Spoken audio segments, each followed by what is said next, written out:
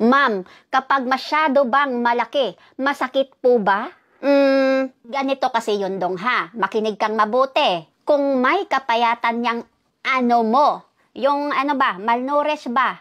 Walay lami dong, yung walang kagana-gana ba? Ganon. Anuhin mo naman yung lato-lato mo. Kung kaliitan naman, tapos payat pa.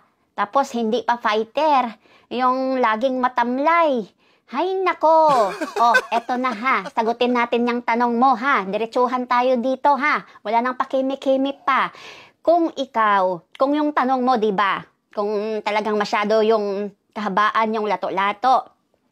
Sa totoo lang, hay nako, oo, masasabi ko sa'yo talaga na masakit. Mapapaaray talaga si Inday kapag ikaw ay gifted. Pinagpala ka ng kahabaan, malusog, tapos fighter pa, 'di ba? Palaban. Kahit sa unang subok, hindi siya nanghihina, o 'di ba? Hay nako, kapag ganun talaga, kahit na sa totoo lang, kahit na masakit, na mapapaaray si Inday, pero sa totoo lang ay sa una lang masakit. Pero habang tumatagal, yung patagal ng patagal ba, nawawala din yung ano niya, yung pain. Napapalitan ng unti-unti ng happiness. Ganon yun. Ganon yun ha. Sa totoo lang, nako.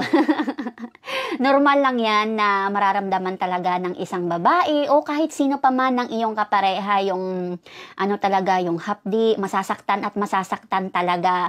Pero at the end of the day, ay nakukuha niya pa rin ngumiti dahil naging successful siya. Naibigay mo yung sapat na pangangailangan niya. Ganun yun. Ika nga, the bigger, the better.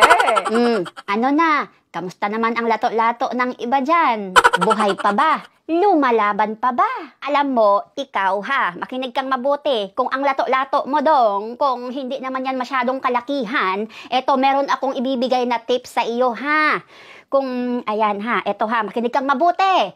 Kung ano, bawiin mo ha, bawiin mo sa galaw, bawiin mo sa performance, maging hardworking ha. Hindi yung kaliitan na nga yung si ano mo, tapos tamad ka pa. Wala.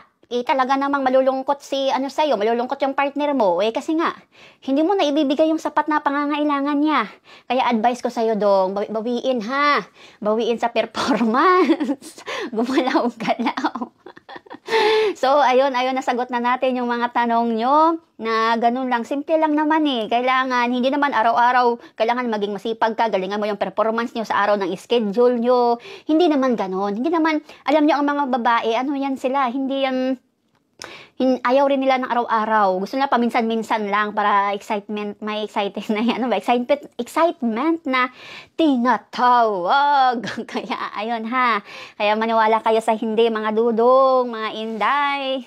Ayun, isa yan sa nagpapatibay ng pagsasama. Ang kailangan may effort, may time, binibigyan ng sapat na oras. Ganun yun. Hindi yung kanya-kanya na lang ng paraan kung paano mo mapasaya o mapaano yung kapareha mo. Kaya ha, advice ko sa iyo dong, mga inday dyan ha. Habang tumatagal ang pagsasama, dapat mas lalong tumitibay. Pasarap ng pasarap ba? Ganun ang ibig kong sabihin. So, ayun lang.